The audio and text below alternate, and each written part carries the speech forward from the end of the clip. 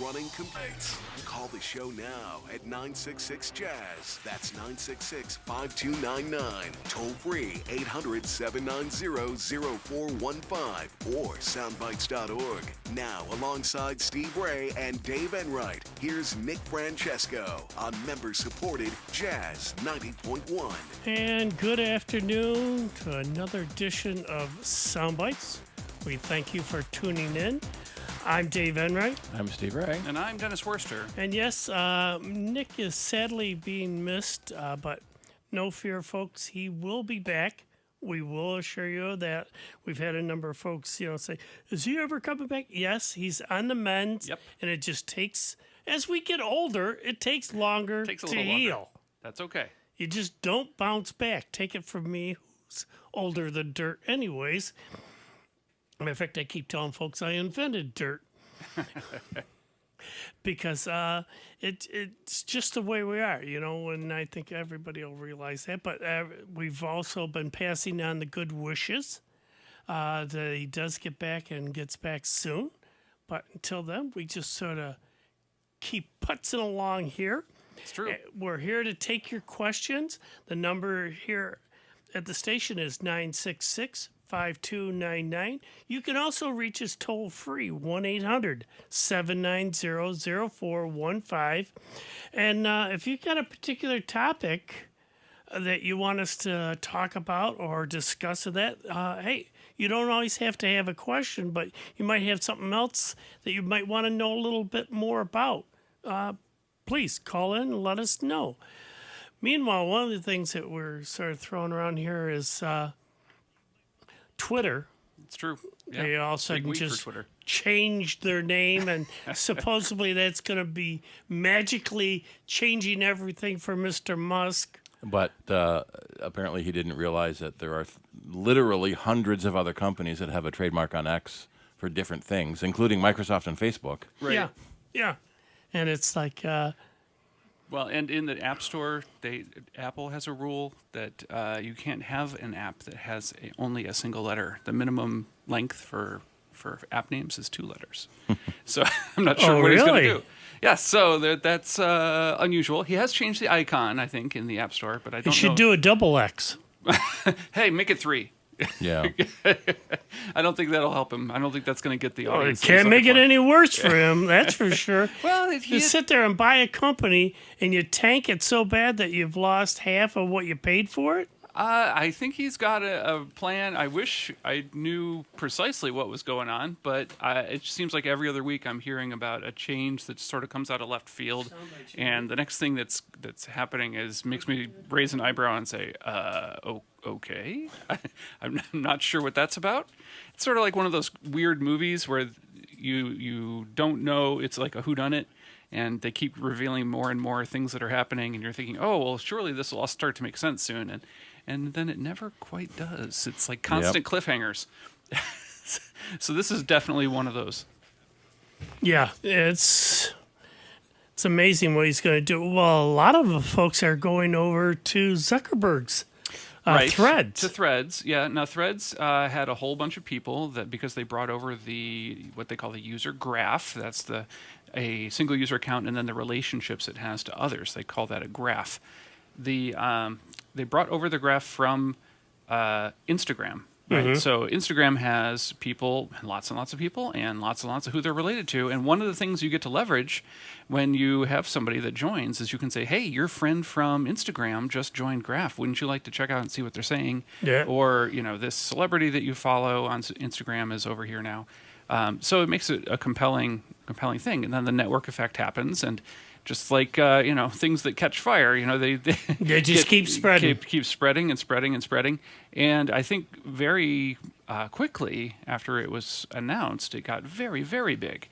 But I think it's all going to come down to, are there enough people there that are saying things that you want to be aware of? Yeah, a lot of it is, folks are noticing it's just a lot of rehashing the same old stuff. And it's like, yeah, I don't really want to, Well, yeah, I mean, it depends. Why are you there, right? So there are some people that are just never going to leave Twitter, either because they don't want to or don't have to, or it's related to their job or they're a journalist or what have you. Yeah. Other people who are sort of tech nerds, they're going to jump over to Mastodon or potentially get invites to Blue Sky and try that instead.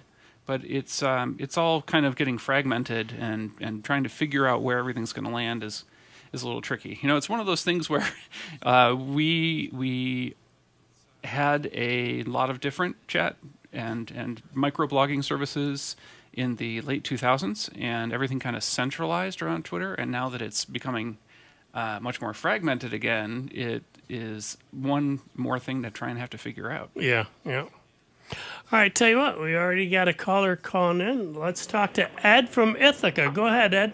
Good morning, guys. Thanks again for being there. Sure. I have two questions. One is, I think, pretty brief. The other may or may not be. The briefest one is on battery life. I know I want to keep it between 40 and 80. That's sort of the sweet zone. But if I keep a computer plugged in, a battery plugged in, and it's always at 100, is that okay? Does that put more stress on the battery than trying to keep it in that zone? Short answer, yes. It also depends on the battery's chemistry. Batteries have used different chemicals throughout the years to try and separate anode from cathode and to get electrons to move from one side to the other. Right.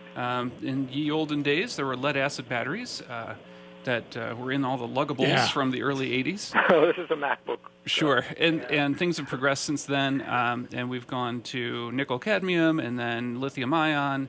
The modern batteries, I've seen that for the place where I work during the week, we see machines that kind of stay plugged into the wall all week, and we're seeing that, they might not have a lot of cycles on them, a lot of charge-discharge cycles, but we are seeing that they are just not able to hold the same amount of capacity as they were, which is sort of surprising. Typically, batteries would age based on the number of cycles they've been exposed to, but being plugged in all the time, in my experience so far, has been detrimental to that. Yeah. Okay. Apple does have a page specifically for their own batteries. So a lot can depend on the manufacturer of the battery and the manufacturer of the charger. And Apple has some smarter battery charging techniques they use with their batteries, where say your phone that you typically plug in to charge overnight, it won't charge fully until your habit of what time you get up in the morning. So say you get up at 8, it won't fully charge until just before 8. So it doesn't put too many charge cycles on it, so it doesn't wear it out faster. Right. And there's kind of two ways that batteries wear out, as Dennis says, the charging cycles, and just their physical age and holding a charge.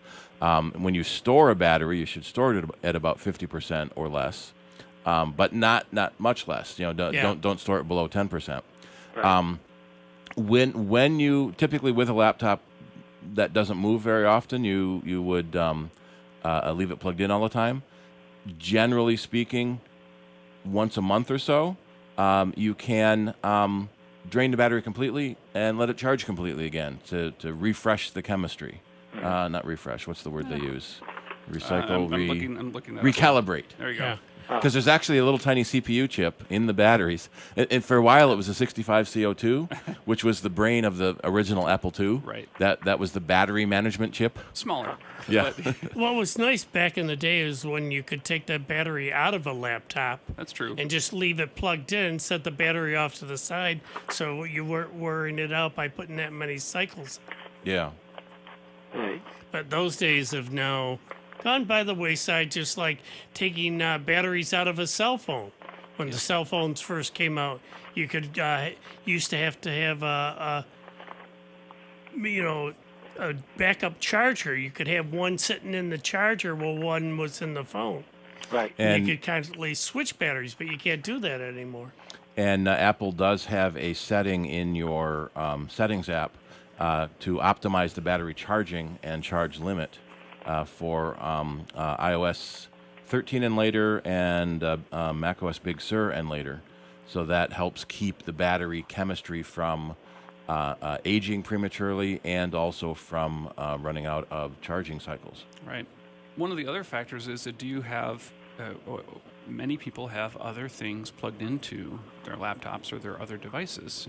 If you've got your phone while you're out on the train or wherever, you're charging your phone or connecting your phone to your laptop, and it's literally taking some electrons from the battery inside the laptop and transferring them dutifully through the cable back over to the phone, and that can drain your laptop battery faster than normal.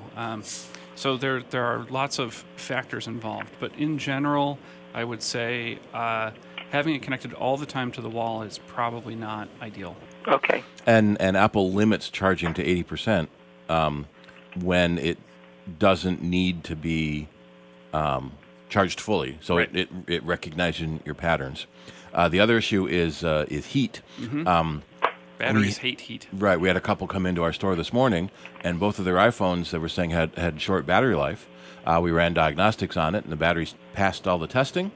And looking at the battery log on how much energy was being used by certain apps, we could tell that it's very hot and it's draining faster because of it. In fact, especially on a cell phone, if you leave your cell phone in the car, or I've even had it where set it on the dash when I'm using it as the GPS, you can get the overheating warning, and the phone will shut down basically until it cools off. Yep.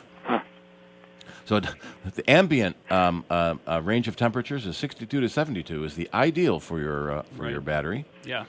And It really don't wants let- to be in a cool room. Yeah, don't let it exceed 95 Fahrenheit. Okay, that's getting harder and harder. Yeah. That's the truth. Okay. But I've Great. posted the link from Apple's website, and there's a lot of general battery information too. Lithium-ion batteries are very common across to the spectrum of devices now. Right. And there's a lot of general information there in addition to specific Apple settings that you can make. Right. Okay. Good. So my second question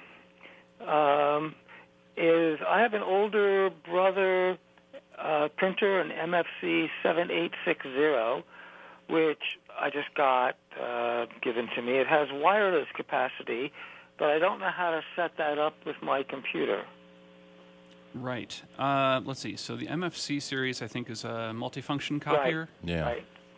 Many of them have a screen on the front where you Yeah. can go through the wireless setup wizard. Oh. The printers that don't have a screen, generally you need to download the setup program from the manufacturer, Yeah. plug it USB into your computer to set it up to your Wi-Fi. Right. But if you're lucky enough to have a screen, and even if you do have a screen, typing in your Wi-Fi password can be annoying.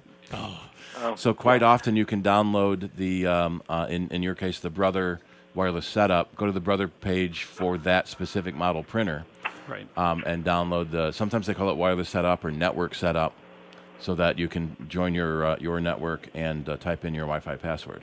Uh-huh. Okay.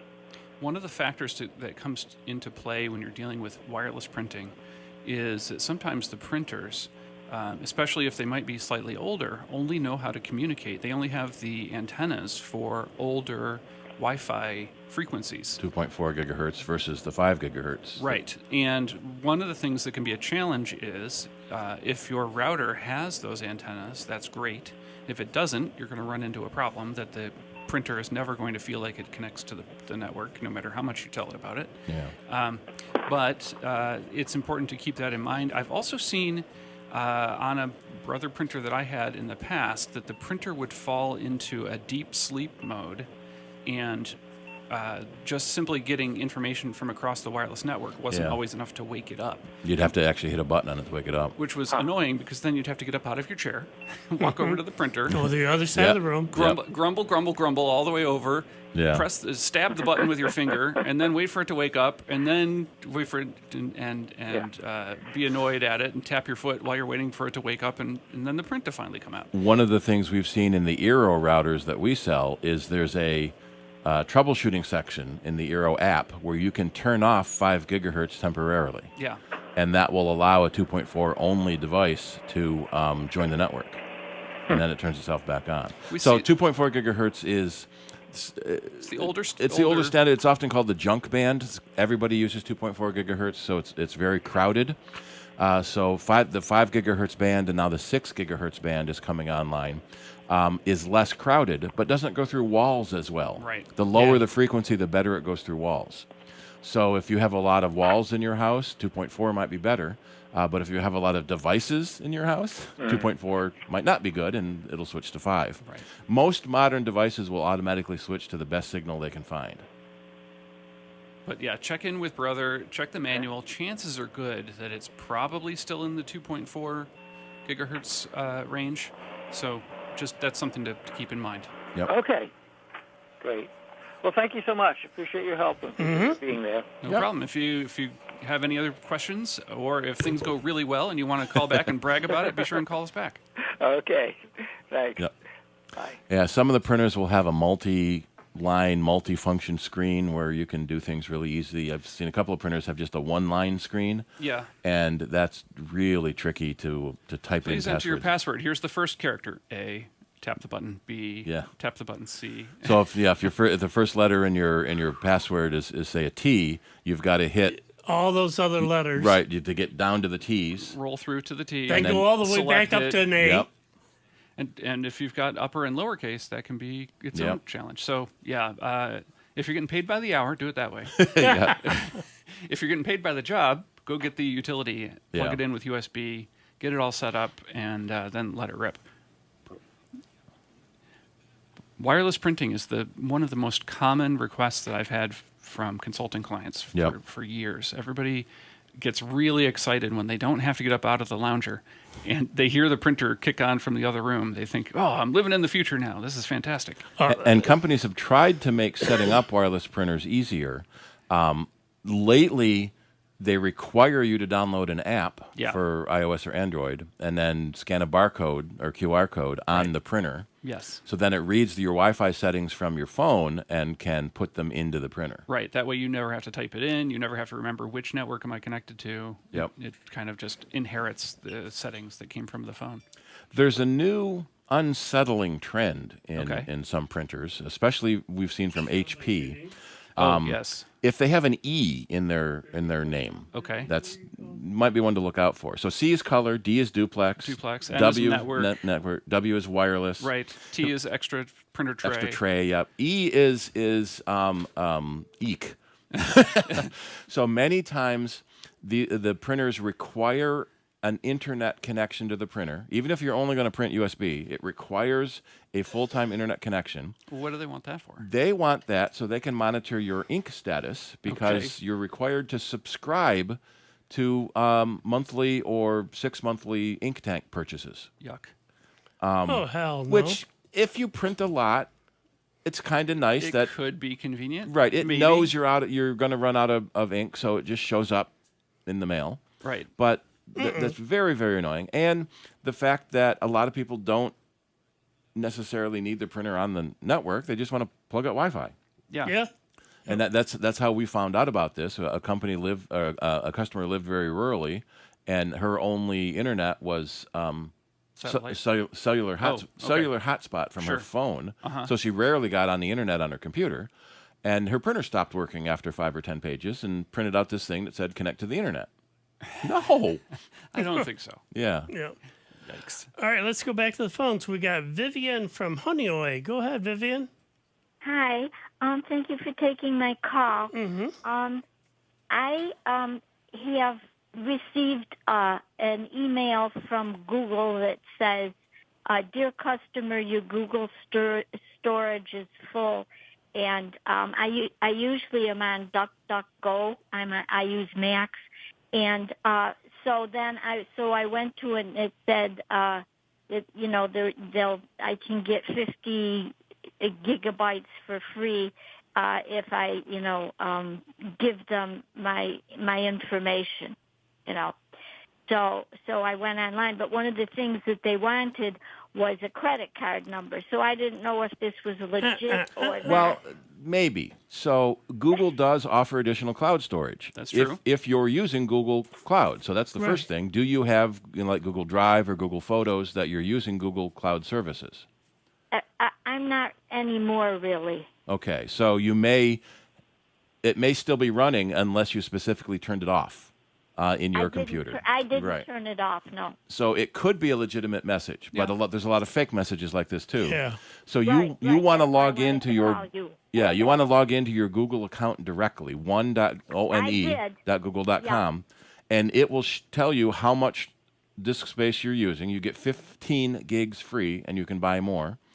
And it will tell you what's using the space, Google Drive, Google Mail, or Google Photos. Okay. So you can decide to stop using the service that's using the space, or you can choose to buy more storage. They do need to have a credit card so they can charge you for more storage. Right. But Right. Well, don't click the what link I in the found- email. You want to go to the Google website yourself. Right. Right. Okay. Directly, because I thought, well, if they're giving me this for free, why do they want my credit card number? Yeah. Yeah. So, all right. So Something you can get else 100 about- gigs of more storage for $1.99 a month. Okay. Oh, okay. You had another All question? Right. Yes, I did. Now, when I went into the Google account, I don't have it's told me to turn on safe browsing in Google, which I hadn't had. So should I do that? Safe browsing is a feature that Google makes available, and it filters the results that you get when you use their services to perform a web search. If there is a certain kind of content that you might find objectionable, then this could be or if you have children or other people making use of your computer and you'd like to restrict the type of results that they see, then that could be a tool that would be useful to you. Typically, it's adult material that it blocks from showing up in your search. No, that's not an issue for me in my house here. All right. Well, and then All right. then that may not be necessary. Also, if you're using DuckDuckGo as a browser, it sounds like you're somebody who's privacy concerned. DuckDuckGo, for our listeners, is a browser that actively tries not to store information or collect information about what people do with the browser. And in that case, I think that there's no huge reason to turn on these services, particularly if you're using DuckDuckGo's search engine and not Google's anyway. Right. And DuckDuckGo recently released their own web browser that they wrote themselves with privacy in mind, rather than using Chrome or Safari or Edge or one of the other browsers. So they have their own browser now too. Right. Okay. That's very helpful. And one other question that I have, I used to be able to go to something online here through Sound Bytes that listed different things that I could go to find out information to better use my computer, and I lost the paperwork for it, and I don't remember what the address is. Do you know what I'm talking about? Not off the top of my head. We have links to websites that we talk about on the show. There's the Security Tango for running. That's it. The Security Tango. Yeah, that's for running anti-malware and antivirus programs. Right. Right. That has fallen off our front page after the web redesign, and as soon as Nick is up and around again, he's going to add it back. Right. But it's securitytango.com is that website. That's right. So I'd still be able to get to it and get the information that I want. And yep. I've kind of fallen by the wayside of being really good about security, and this is not the time to do that, I know. Yeah. Securitytango.com is the place to go, and you'll be able to see everything you're looking for there. Thank you very much for all your help, and you have a good day. You too, Vivian. Thank you for calling. Okay. All right, that music tells me we got to take a short break, but hey, don't go too far. We will be back in just a few moments with more sound bites here at Jazz 90.1. Computer talk you can understand. More Sound Bites is next on member-supported Jazz 90.1. NBC News Radio, I'm Scott Carr. Former President Donald Trump is denying any wrongdoing after being hit with more charges in the Mar-a-Lago classified documents case. A new indictment alleges Trump requested his employees delete security footage at his Florida home after a grand jury subpoena. Americans will only be able to buy LED lights from retailers as a ban on incandescent light bulbs starts next week. The ban officially starts on Tuesday. It will only be illegal for stores to sell the light bulbs and companies to manufacture them. It will not be illegal for you to own them. Any manufacturer who violates the ban may face a maximum penalty of $542 per illegal light bulb. I'm Brad Siegel. The Mega Millions jackpot's now past the $1 billion mark. Lottery officials say no one picked all 6 numbers in last night's drawing, meaning Tuesday's jackpot in the multi-state lottery will be worth just over $1 billion. Scott Carr, NBC News Radio. Exercise gives us that healthy glow, but B.O. This is Sandra Tsinglow with the Lowdown on Science. Sweat is our body's cooling down mechanism, but does it have to be so smelly? Armpits, I'm looking at you. Our sweat is odorless, so what's all the stink about? Gurdeep Minhas and colleagues at Oxford decided to investigate. They knew the smell came from a protein, a tiny molecular machine in armpit bacteria. But which one? The team investigated one protein at a time until they sniffed out the culprit. It's a transport protein which ferries nutrients to the bacteria. Specifically, it delivers packages full of odorless chemicals from our sweat. Upon receiving its package, the bacteria turns it into another chemical containing sulfur. Chemicals that contain sulfur are usually smelly, like rotten eggs. So this is the source of our stinky sweat. Modern deodorants work by killing our armpit bacteria or hampering their functions. But not all bacteria are to blame. By targeting the specific protein Minhas found, chemists could develop more effective deodorants. And that smells like progress. The Lowdown on Science is produced by LDOS Media Lab in partnership with the University of California Irvine Science Communication and 89.3 KPCC, and made possible with the generous support of the Fuse Family Foundation.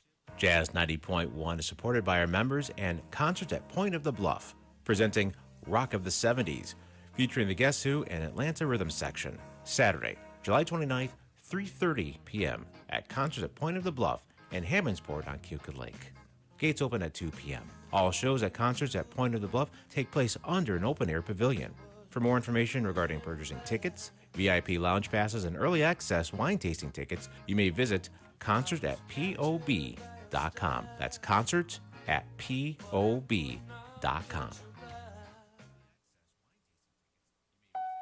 This is Rob Linton, station manager of Jazz 90.1. Annual membership contributions and business underwriting keep our programming on the air. The future growth and excellence of our station depends on our ability to also build a permanent base of support through an active and successful legacy gift program. Please continue your gift past a lifetime by including Jazz 90.1 in your will, trust, or general estate plans, and join us in building a legacy of giving to support public jazz radio in Rochester. For more information on planned giving, you may visit jazz901.org or call us at 966-2660. Thank you. Did you know that HIV is still a problem in the U.S.? Did you know that HIV is not the same as AIDS? Did you know that when HIV is undetectable, it is also untransmissible? Did you know that 21% of new HIV cases in the U.S. occur among those ages 13 to 24? Now you know. Get the facts about HIV and get tested. The Elizabeth Taylor AIDS Foundation can help you find free, fast, confidential testing near you at etaf.org/resources. After serving in the military, life can seem like an endless loop.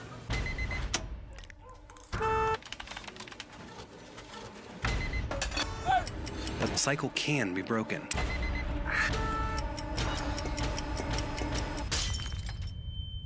You're not alone. Visit maketheconnection.net to learn more. And now, a check of your Jazz 90.1 weather forecast. Plan on showers and thunderstorms, especially to start your Saturday here across the Rochester area. Some of the thunderstorms producing gusty winds and heavy rainfall. Temperatures will start to drop, but humidity levels will still be on the higher side. Highs into the upper 70s, gradually turning cooler and less humid for your Saturday night, with a shower or two around in the evening and some partial clearing. The overnight low in the upper 50s and low 60s.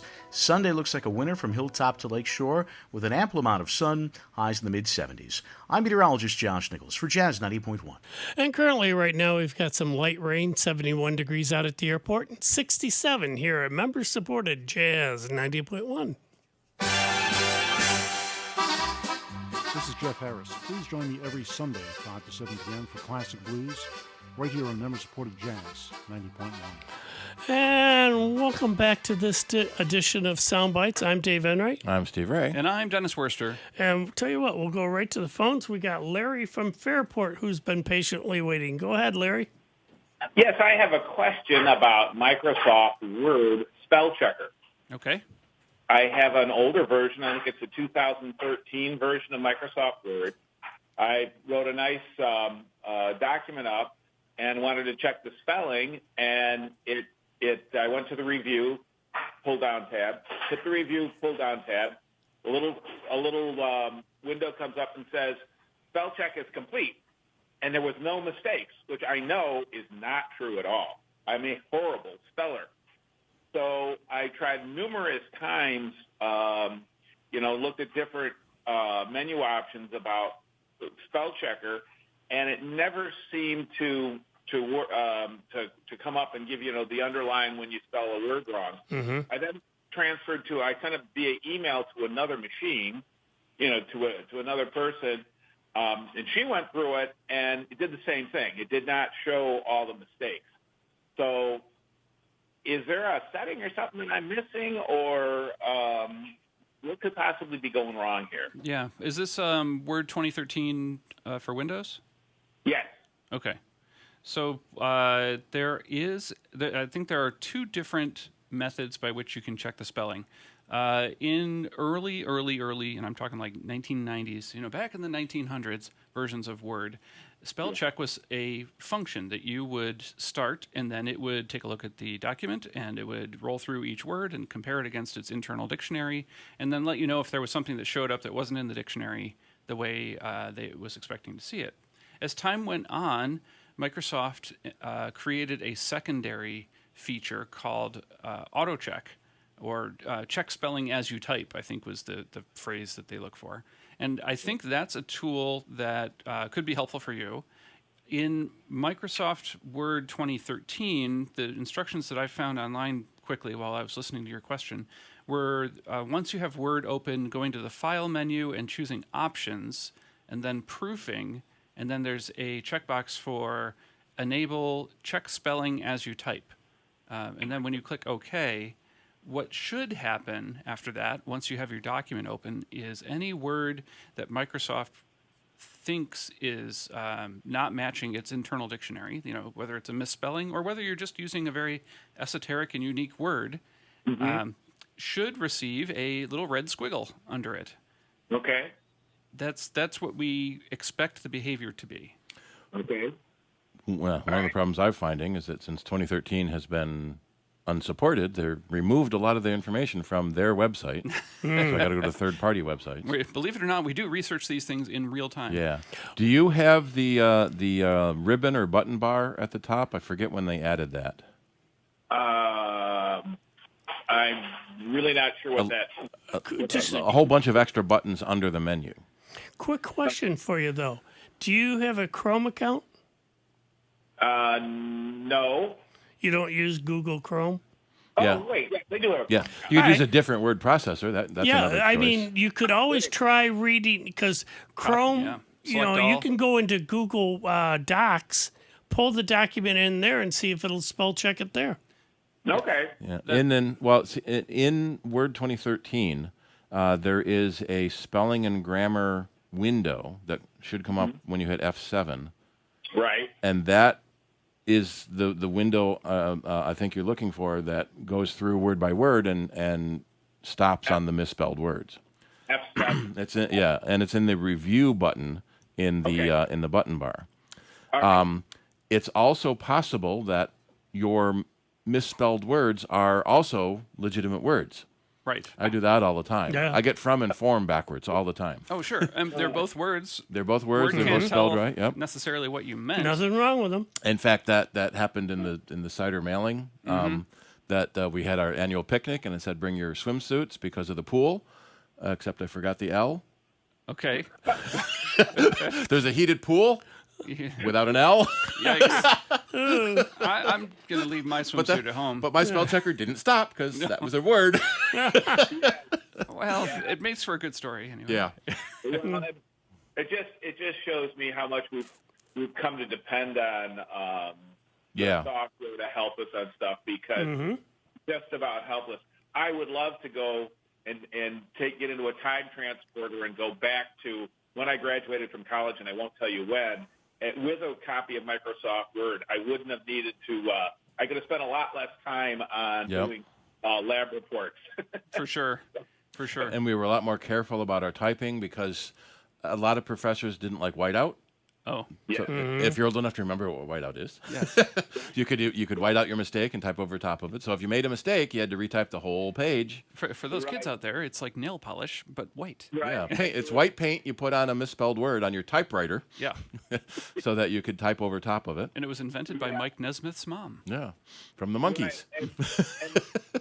And the lab reports too had a lot less content than I'm sure than what students are doing today. Yeah. With all the things that they can research. So Yeah. But and then on the other side, I've read stories about younger kids in school, and looking at a piece of paper and say, why isn't the red underline showing up? Well, that's a piece of paper. That's not a computer. Yeah, I got some bad news. That's not e-ink. Yeah. Yeah, I still have checks in my checkbook. How could I be out of money? Exactly. Yeah. Well, thank you guys. I'll try a few of those different things. Yep. And you're saying the F7 key under the review tab. Yep. Well, the review tab should have the spelling option, and F7 should bring that up no matter what tab you're in. Right. One of the other things that it might be is if the spelling and grammar tools got accidentally removed or corrupted, you might need to reinstall or run the repair. You run the Office 2013 installer, and there's an option to repair the install, and it may reload those dictionaries for you. Okay, maybe that's what I need to be doing too. So that's that would be under the installer for Office. Right. Yeah, Okay. unless you bought Word separately, which you used to be able to do. You could buy the Mm-hmm. could buy the 3 programs separately for a couple $100 a piece, or you buy the whole package for $500. Right. Now it's $150 for the whole package. Yeah, 150 every year, right? No, 150 once. Per computer. Computer. They so if you only have one computer, that's fine. They do have a $99 subscription for 6 computers, which is great for a family. But it's $100 a year, and you can put it on actually 6 computers, 6 tablets, and 6 phones. Right. Yeah. And Google Docs is free. And Google Docs is free, and compatible with Microsoft Office files. And it'll also spit out PDFs if you need be. Yep. Nice. Lots of options out there. All right. Thank you guys very much. Yep. Take care. Thanks, Larry. Yeah, it's tricky. I can remember using ClarisWorks in college. Yep. And I absolutely loved it because it launched fast. It got great at doing what it was supposed to do. I had memorized and had muscle memory for all of the keyboard shortcuts for making things bold and aligning them to the left and right. And I knew how to mess with the margins and the font size. And AppleWorks before that. Sure. And then AppleWorks again after that. After They kept that, renaming right. it. Yep. I still remember. I don't know why, but FrameMaker that we ran on our Sun workstations. Right. Very, very early page layout program. Escape J Shift P made a new page. Okay. Because this was before GUIs and before mice. I can remember, I think the first word processor I ever used back when I only barely understood what was happening, it was just a typewriter connected to the TV as far as I knew at the time, was Bank Street Writer on the Apple II. And I can remember having to turn on blocks, having to turn on bold. Okay, now type what you want. Okay, now turn off the bold. Yeah. And it was a lot like 20 years later when I started learning HTML, it was very, very similar. It's like, oh yes, my brain recalls this. This feels familiar. All right, let's go back to the phones. We got Don from Pittsford on the line. Go ahead, Don. Yes, hello. What do you know about a program or download called One Launch?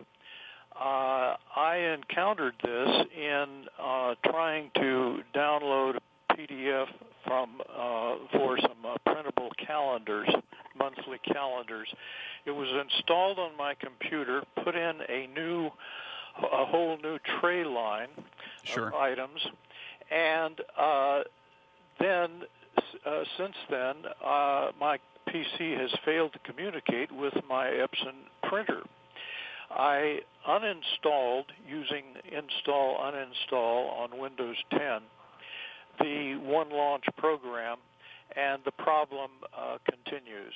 Right. It probably left something else behind. It's a tool that is technically legitimate in that it is very honest about the nasty things it's going to attempt to do. It's not malicious, it's just crap. Bloatware. And it snuck in from some other installer that you didn't uncheck a box for. But Revo uninstaller would be our recommendation about what to try. To get rid of it. In the research that I've done during this call, I've been able to find a couple of examples where people have said that that's a tool that will remove it without issue. And because Revo will also look for remnants of other programs that were left behind, because Windows does, how should I put it, a crappy job of uninstalling stuff. But now that I have uninstalled it, and I go to Revo, and please tell me how to do that. How do I find the remnants of One Launch? Revo will find it for you. That's what it's best at, is finding things that didn't uninstall properly. And then next time when you want to uninstall something completely, Revo can do it right to begin with. Along the left-hand side, there's a menu bar there. Well, you go to revouninstaller.com, and you can download the program there. Is Revo spelled R-E-V-O? Yes. Mm-hmm. Ooh, and they're doing a 2-year for the price of 1 year bundle if